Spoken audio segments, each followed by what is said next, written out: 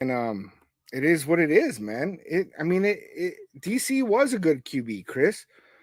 You know, he was, and he made some big mistakes. He was never, I don't ever think that, I think he had like one season that I thought he was like a top 10 QB, right? Like, and then he broke his leg.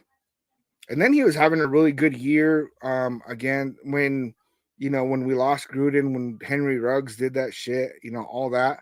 Um, but besides that, man, like he wasn't very consistent, right? And the lack of consistency for Derek Carr really kind of hurt things.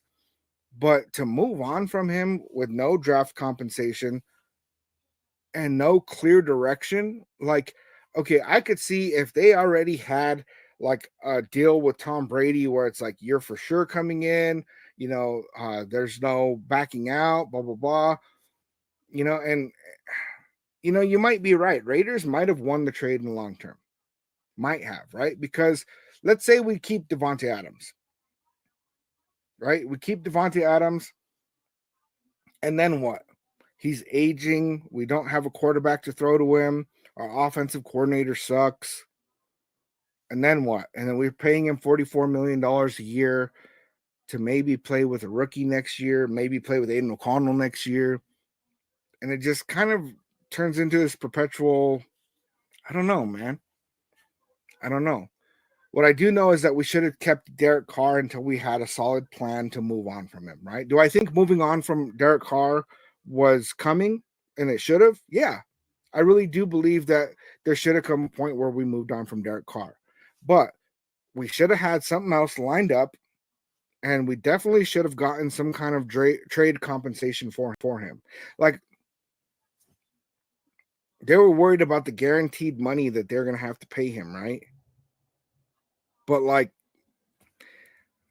I don't know, man. It's like we go from a making the playoffs to all of a sudden a 6-win team. And then, oh, it's Derek Carr's fault. Let's cut him.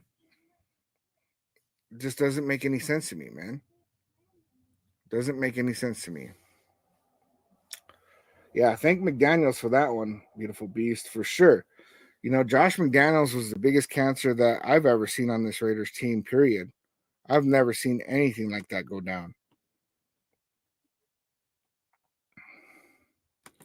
The last Chris, the last first round QB we drafted was Stabler.